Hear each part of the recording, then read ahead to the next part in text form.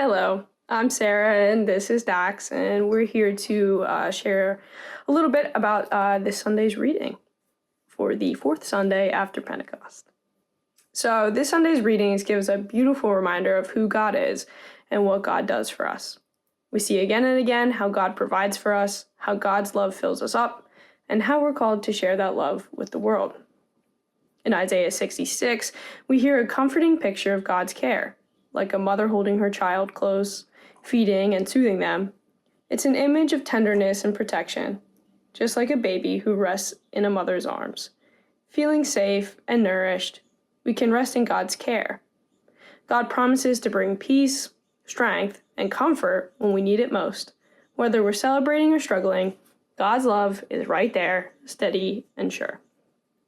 Psalm 66 invites all the earth to join in giving thanks and praise to God.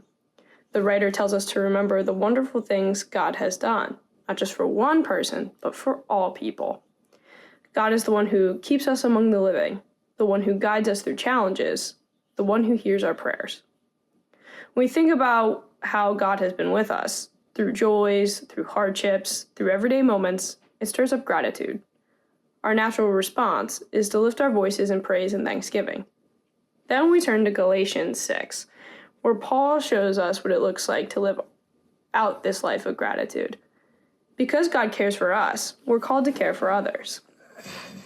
Paul encourages us to do good whenever we can, to help carry one another's burdens, and to keep planting seeds of kindness and faith.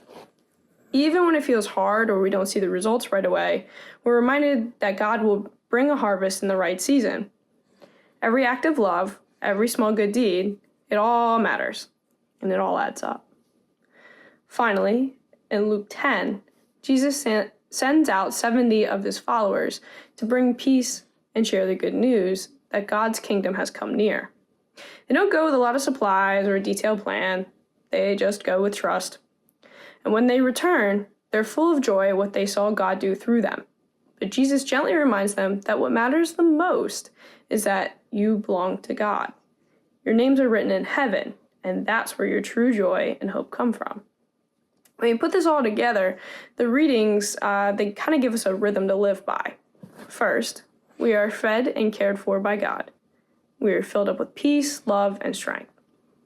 Then we're called to respond with praise, with thanksgiving, and with lives that reflect God's goodness. And finally, we're sent out, just like those 70 disciples, to share that love with the world. We don't do it alone. God goes with us. And in everything, we can rejoice because we belong to God, now and forever. I hope you all have a great week and be blessed.